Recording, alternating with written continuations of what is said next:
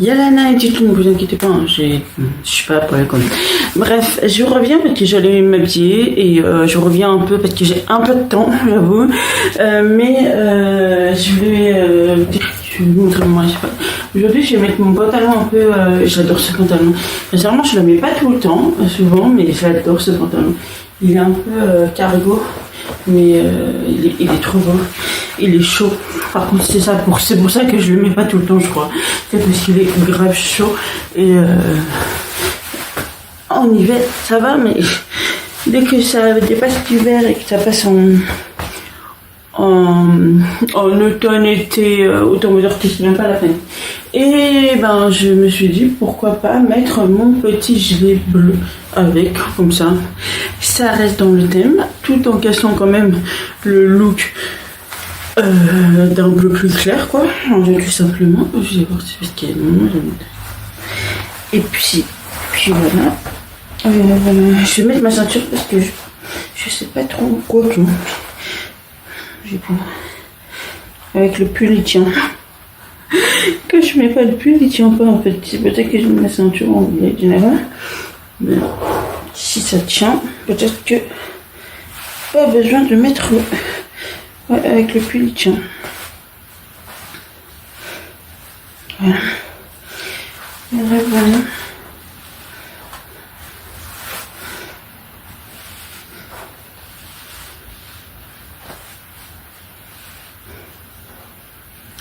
Voilà pour ce petit look.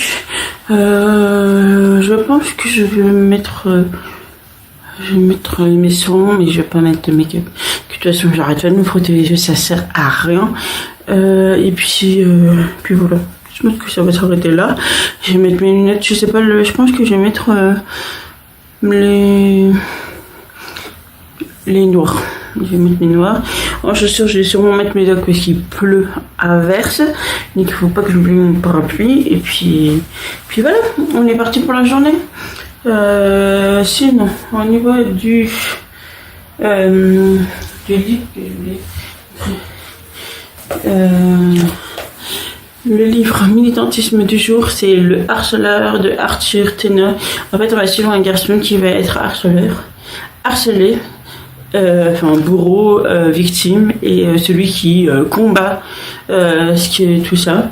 Donc il s'appelle Quentin, ne peut pas dire que ses années collège furent un long fleuve tranquille. Pourquoi ? Parce qu'elles furent marquées par le sceau du harcèlement sous toutes ses formes. Elle en a éclaté toutes les facettes comme bourreau, comme victime et comme protecteur. Alors s'il en est un qui peut vous en parler, c'est certainement lui.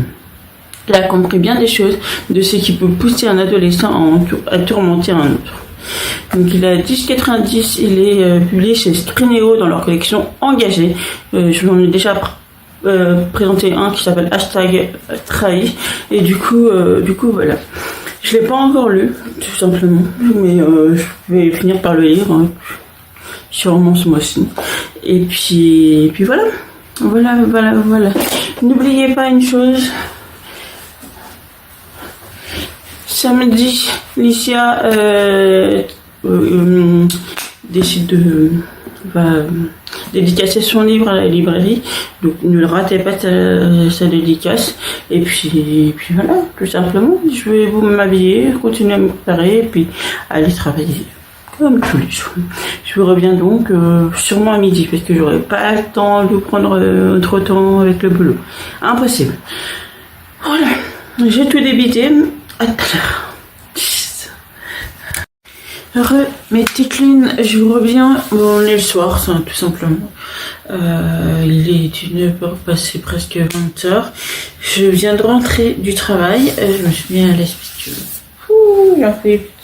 Alors en ce moment je mets des brassières sans donc ça me tient un peu plus, c'est moins chaud, mais ça fait du bien de libérer la poitrine. Bref.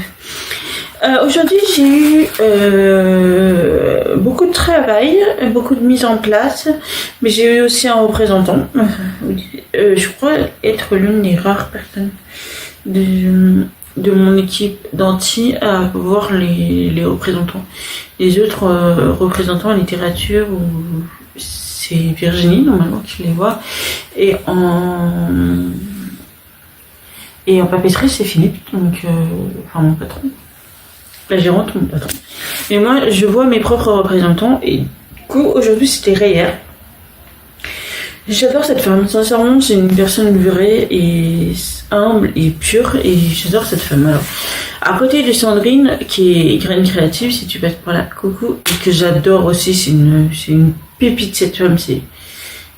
Elle est vraiment sublime de l'intérieur dans tout, en fait. C'est vraiment un rayon de soleil.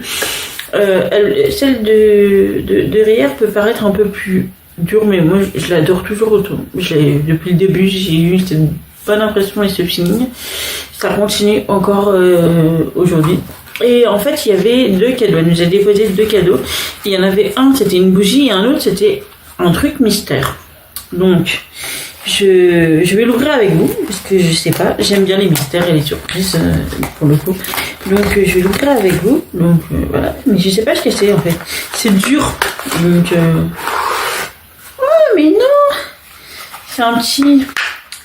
Alors, Reyer est spécialisé dans les moules en silicone avec le raisin. Et du coup, voilà, c'est un petit nénuphar avec une petite bougie comme ça. J'adore. En fait, le problème des bougies, c'est que j'en ai trop. Franchement, j'en ai beaucoup trop.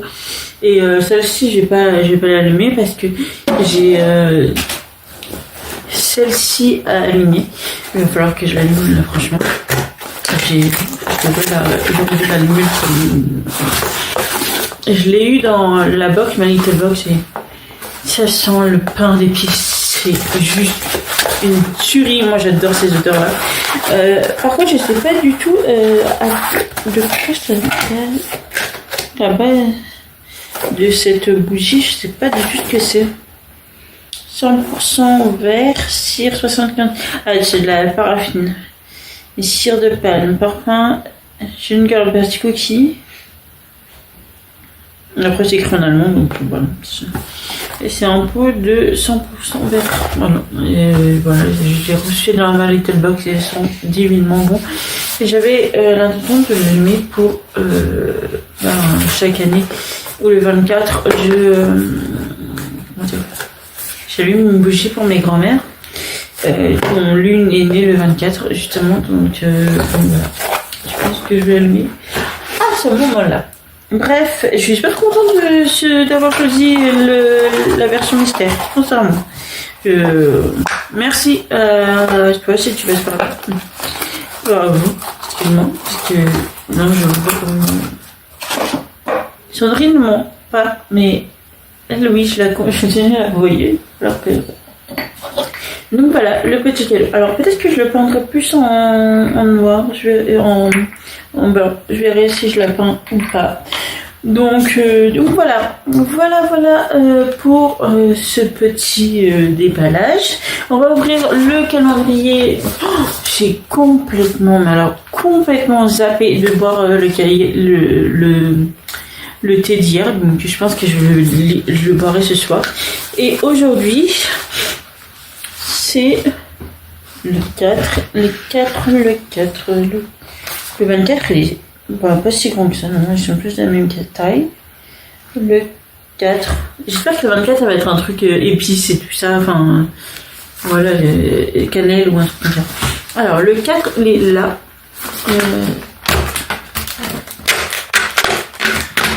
Franchement, copier ils ont fait une encoche à chaque fois. Je sais pas si vous allez voir. Ils ont fait une encoche là pour éviter qu'on se casse la tête à les ouvrir. Alors, vive les fêtes. Vive les fêtes, thé vert, oolong, amande et cannelle. Oh, j'avais adoré ça. Alors, je sais pas si je le garde pour... Non, je vais le garder pour demain, comme ça on suit quand même le truc. Mais je suis trop contente, je vais adorer ça, je sais. Dès qu'il y a de la cannelle, moi... Vous m'avez perdu. Bref, là, parce que je vais commander. Je pense que j'ai commandé McDo. Pour manger, j'ai la flemme. Mais la flemme de faire à manger. Donc, je vais commander, donc je vais attendre la commande. Puis, je vais lire ceci en attendant Milamilo de Jeremy Oubliette et Grégory Retti. Ça parle de surdité. Si vous ne le savez pas, moi je suis malentendant. Vous le voyez bien, on apparaît. Donc ça m'a jamais prouvé pour... D'ailleurs, il va falloir que je mette les choses en clair. Je regarde une série en ce moment qui s'appelle Ici tout commence. Et il se trouve qu'Anaïs, un des personnages, va devenir sourde puisqu'elle a ce qu'on appelle une autospongieuse. Alors, moi, je n'ai pas eu ça, hein. Je suis malentendante de naissance, hein, donc j'ai pas eu ça. Mais une autospongieuse, c'est génétique. Et ça touche l'oreille interne et petit à petit, ils perdent les personnes qui en sont atteintes perdent l'audition, peuvent devenir complètement sourdes. Mais c'est douloureux, c'est-à-dire que c'est vraiment une maladie, donc c'est douloureux, c'est vraiment une pathologie. Et elle a prononcé une phrase qui m'a fait mal au cœur, parce que je l'entends souvent auprès des gens qui ont cet handicap et qui malheureusement ne sont pas les seuls à y penser, hein. Il y a d'autres handicaps à y penser. Le TDAH essentiellement. Non, ce n'est pas à nous de s'adapter au monde qui nous entoure. Alors on peut s'adapter auprès de nos familles ou autres et encore, mais c'est au monde qui nous entoure de s'adapter à nous. C'est-à-dire que c'est un handicap de toute façon à vie, qu'on peut rien y faire. Et même si on se met avec des appareils ou autres, on n'entendra jamais à 100%. Personnellement, moi, je fais répéter sans souci. En fait, si j'entends pas, j'entends pas. C'est aussi simple que ça. Si ça fait chier la personne qui est en face de moi, et bah tant pis. Je fais en sorte que le monde s'adapte à moi, à mon handicap. Oui, exactement, à mon handicap. Pas l'inverse. De toute façon, je ne peux pas adapter mon handicap à vous, c'est juste impossible. Je suis sourde de naissance, c'est aussi simple que ça. Je ne peux pas faire autrement. Et donc, à la boutique, quand j'entends pas, je fais répéter, et c'est aussi simple que ça. Je veux dire, je n'ai aucune honte à ça, je suis née ainsi. Et même quand on n'est pas né ainsi, ce n'est pas à vous de vous adapter. C'est au monde qui vous entoure de vous adapter. C'est aussi simple que ça. Et je trouve ça, ça m'a fait mal au cœur de l'entendre dire ça, parce que je sais que c'est pas la seule de le dire, et c'est pas parce que c'est un film que c'est pas la réalité, malheureusement. C'est un handicap que moi j'ai plus ou moins accepté très très vite, je dirais. Je suis née comme ça, et puis j'ai été appareillée à 8 ans. Diagnostiqué à 7 ans. Et ça, quand même, il y a eu un an entre le diagnostic et le fait d'être appareillé, parce que j'ai vu mes parents ont voulu avoir plusieurs avis. Et depuis de ma petite enfance jusqu'à mes 8 ans, j'ai quand même vécu, j'ai quand même continué à vivre, j'ai quand même... il faut savoir qu'un enfant, quand il a un handicap, quel qu'il soit, le compense énormément avec autre chose. Et moi, je l'ai compensé par la lecture labiale, par les gestes, par la vue. Et voilà, c'est tout simplement... on trouve des astuces nous-mêmes, mais c'est à nous de faire en sorte que le monde s'adapte à notre handicap. C'est parce que vous n'avez pas le choix. Je veux dire, au bout d'un moment, je sais que c'est difficile d'accepter cet handicap-là, n'importe qui soit, mais vous serez jamais comme les autres. Jamais. Moi, en tant que malentendante, je n'entendrai jamais comme vous entendez en tant qu'entendant. Donc, pourquoi c'est à moi de m'adapter, étant donné que quoi qu'il arrive, même avec mes appareils, j'arriverai jamais à m'adapter à vous. Vous voyez ce que je veux dire ? Donc voilà, c'est juste une parenthèse que ça m'a fait mal au cœur de l'entendre, et puis on en parle là-dedans. Donc voilà, je